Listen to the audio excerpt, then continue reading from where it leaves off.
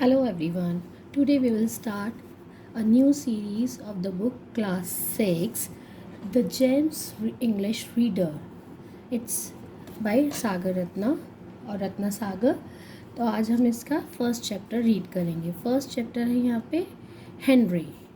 एक हेनरी है, उसके बारे में स्टोरी बताई गई है. बेसिकली एक पेट से रिलेटेड ये स्टोरी है. Let's read the story. In the story by Ruskin Bond. Ruskin Bond, it's a जो स्टोरी लिखता है उसके बारे में. The narrator tell us about the effect his pet chameleon has on other people. Read on to find out what happens with his unique pet. इस story में Ruskin bond जो narrator हैं उन्होंने बताया है क्या इफ़ेक्ट होता है जब वो एक कैमलीन नाम के पेट को अपने घर लेके आते हैं और उसका दूसरे लोगों पे क्या इफ़ेक्ट पड़ता है. And what about the unique pet.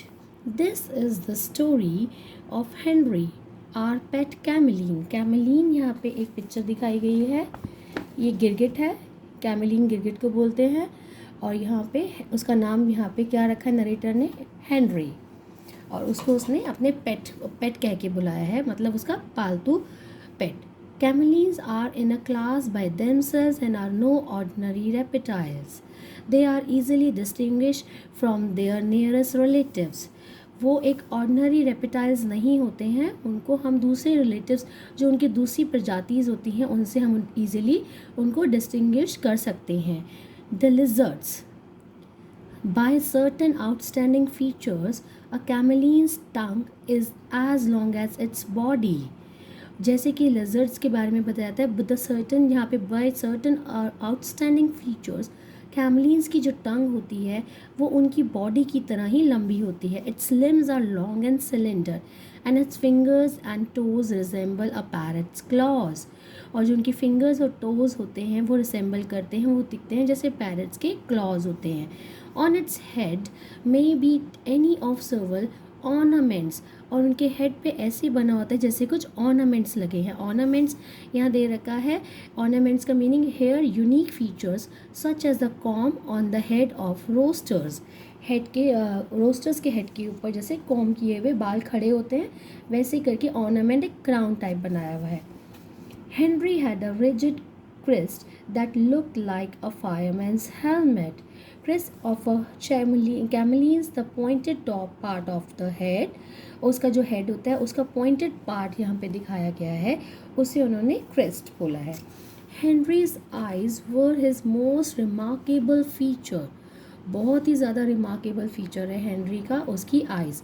They were not beautiful but his left eye was quite independent of his right. Means यहाँ पे उन्होंने बताया है जो उसकी आइज़ हैं बहुत ही रिमार्केबल हैं. वो ब्यूटीफुल ही नहीं बल्कि उसकी जो लेफ़्ट आई है वो बहुत ही ज़्यादा इंडिपेंडेंट है उसकी राइट आई से. He could move one I without disturbing the other. Means वो अपनी एक आँख को पूरी तरह से 360 डिग्री तक मूव कर सकता है बिना दूसरी आँख को हिलाए हुए. Each eye ball bulging out of his head. बिल्कुल ऐसे हो जाता है जैसे बिल्कुल उसका सर के पीछे से बिल्कुल आई घूम के आ गई है. वॉबल साइड टू साइड भी देख सकता है, बैकवर्ड एंड फॉरवर्ड भी. मीन्स टोटली 360 डिग्री वो पूरा मूव कर सकती है उसका. This frozen movement gave Henry a horrible squint. Frozen का मतलब यहाँ पे दिखाया हुआ है अनकंट्रोल एंड स्क्विंट मीन है condition of eye muscles that causes each eye to look in a different direction.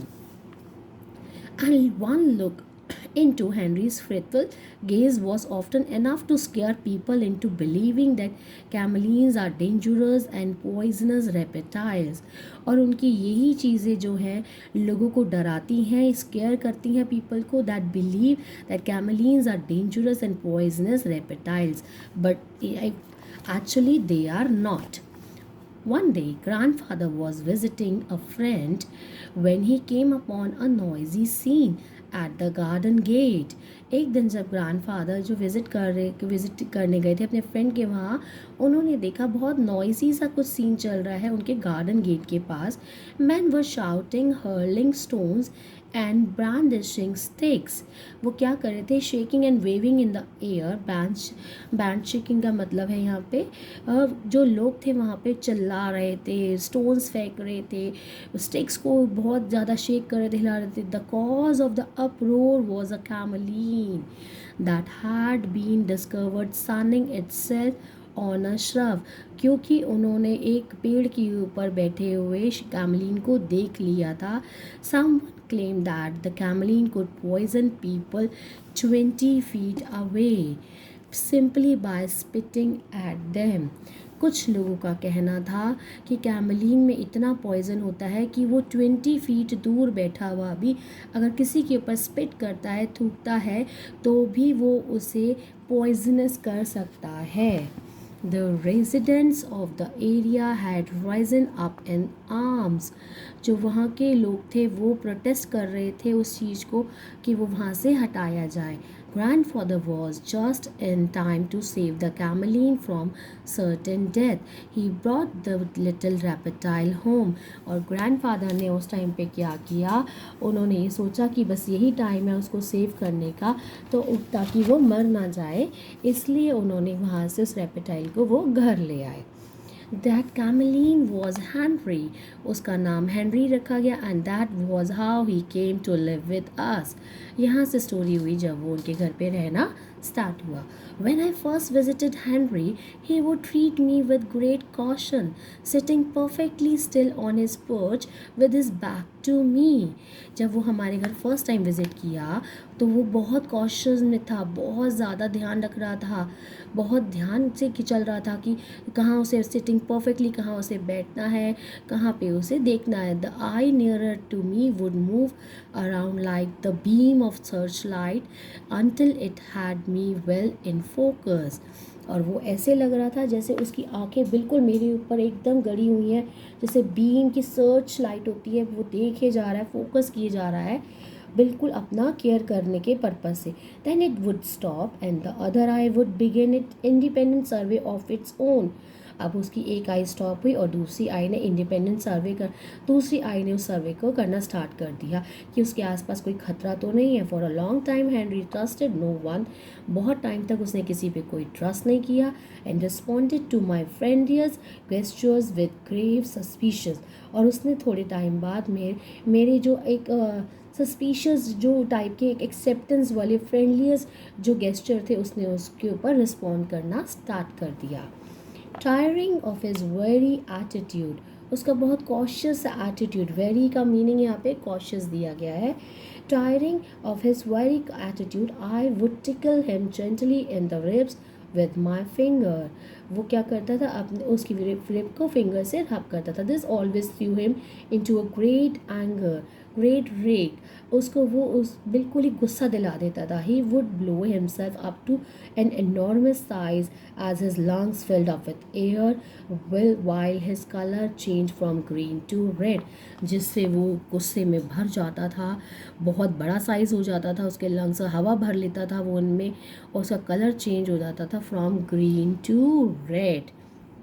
He would sit up on his hind legs, swaying from side to side, hoping to overwee means frighten me, opening his mouth very wide. He would let out an angry hiss. तो उसने क्या किया?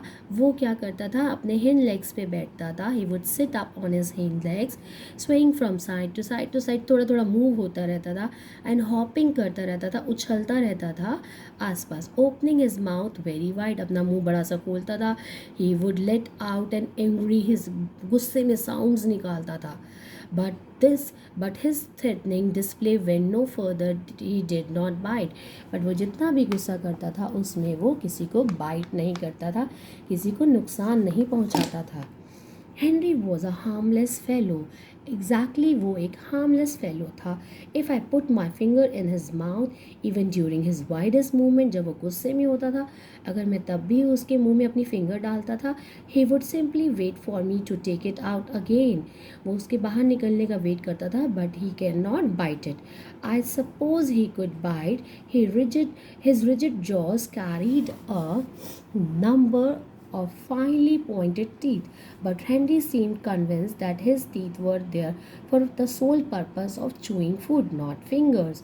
उसको इतना clear हो चुका था इतने टाइम में कि जो उसके क्लियरली टीथ बने हैं, जो बने शार्पली पॉइंटेड हैं, they are only purpose to eat the food, not the fingers. Henry was sometimes willing to take food from my hands. और कभी कभी वो उसे ये होता था कि उसे मेरे हाथों से खाना पसंद था. This he did very swiftly, और वो बहुत बारी ऐसे करता था. His tongue performed like a boomerang. Boomerang is a slightly curved piece of wood which comes back to the person who throws it. एक वुडन टाइप का पीस होता है जिसको हम दूर तक थ्रो करते हैं एंड वो रोल्ड अप होके वापस आ जाता है. That is called boomerang and always came back to him with the food, usually an insect attach to it. और उस टाइम पे उसका फूड जो इंसेक्ट्स का होता है वो उसमें रैप होके उस तक वापस आ जाता था. Although Henry did cause any trouble in our house, he did create somewhat of a riot. Riot is a noisy confusion. उसने एक कन्फ्यूजन पैदा कर दिया था. उसने हमारे घर में किसी किस्म का कोई ट्रबल नहीं किया था अकॉर्डिंग टू नरेटर, बट उसने एक अजीब सा एक नॉइजी कन्फ्यूजन पैदा कर दिया था. In the nursery school, where in the nursery school down the road, जो रोड के पास में था. It started out quite innocently, और वो बहुत इनोसेंटली हुआ, उसने इंटेंशनली नहीं किया था वो सब. When the papayas in our orchard were ripe, grandmother sent a basketful to his friend Mrs. Ghosh.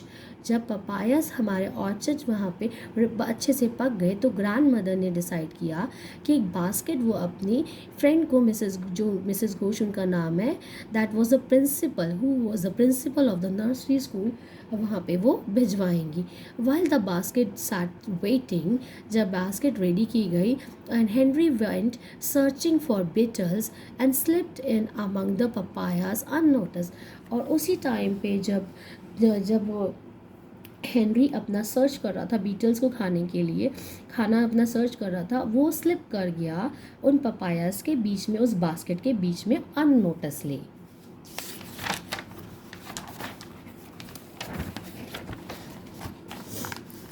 The gardener dutifully carried the basket to the school and left in Mrs. Ghosh's office. और उस time पे gardener ने बिना ध्यान दिए हुए, बस अपनी ड्यूटी पूरी करते हुए उस बास्केट को लिया और स्कूल तक पहुंचाया.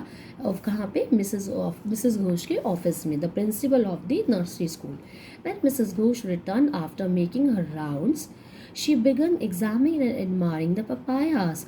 जब मिसेस घोष जब क्लास रूम्स के अपने राउंड्स कंप्लीट करके आई तो उन्होंने एग्जामिन किया, चेक किया और एडमायर किया पपायास को कि ये कितने अच्छे और रिप बने हुए हैं, पूरी तरह से पके हुए हैं. एंड आउट पॉप्ड हेनरी, और अचानक उसमें से हेनरी पॉप्ड आउट हुआ, बाहर निकल आया एकदम हॉप करके.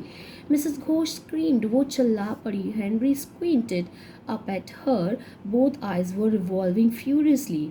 और हेनरी भी एकदम से घबरा गया और इसकी आइज़ पूरी तरह से रिवॉल्विंग हो गई, चारों तरफ घूमनी शुरू हो गई एकदम furiously. Mrs Ghosh screamed again, वो दोबारा चिल्लाई. Henry colour change from green to yellow to red, और हेनरी का कलर चेंज होना शुरू हुआ, पहले ग्रीन फिर येलो फिर रेड में. His mouth open as though he too would like to scream, और वो खुद भी ऐसा लग रहा था जैसे वो भी चिल्लाने वाला है. As assistant teacher rushed in, took one look at the chameleon and join in the shrieking. Henry was terrified. जो असिस्टेंट टीचर थी वो भागी हुई आई. Took one look at the chameleon, उन्होंने देखा कैमलीन की तरफ और वो भी एकदम शेक करने लग पड़ी. एंड हेनरी वॉज टेरिफाइड, उन्हें भी वो बहुत अजीब लगा. He fled from the office, और वो ऑफिस से उड़ के चला गया. Running down the corridor and into one of the द क्लास रूम्स, कॉरिडोर्स में घूमा, वो भागा वहाँ पे एंड वो क्लास रूम्स में गया. Then he climbed up on a desk, वो डेस्क के ऊपर क्लाइम कर लिया उसने. And while children run in the all directions, बच्चे इधर उधर भागने शुरू हो गए. Some to get away from Henry, some to catch him. Henry finally made his access the उस टाइम पे क्या हुआ, हेनरी जब इधर उधर भाग रहा था, परेशान हो रहा था, तो जो बच्चे थे क्लासरूम्स के वो भी कुछ भाग रहे थे और कुछ उसको कैच करना चाह रहे थे, पकड़ना चाह रहे थे। Henry finally made his exit, उसने अपनी एग्जिट ढूंढी थ्रू अ विंडो, एक खिड़की के द्वारा, and he disappeared in the garden, और वो गार्डन में कहीं खो गया। Grandmother heard about the incident from Mrs. Ghosh but didn't mention that the cameline was ours. It might have spoiled their friendship. Who might their friendship spoil their friendship? The incident जो school में हुआ, अगर वो grand mother बता देती Mrs Ghosh को, तो may be it will effect और उनकी फ्रेंडशिप पे। सो ग्रैंड मदर ने उन्हें नहीं बताया। Grandmother I didn't think Henry would find his way back to us because the school was 3 blocks away.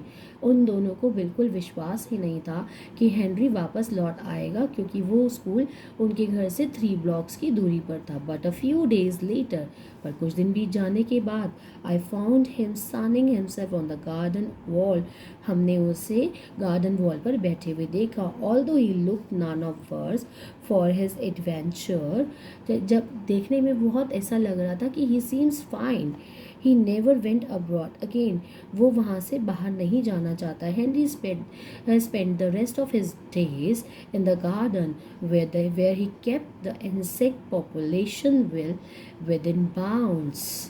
So the story is complete. I hope you like the explanation, and if you want, then I'll tell you the exercise also. Please do comment, and if you like my video, please like and subscribe my channel. Thank you so much.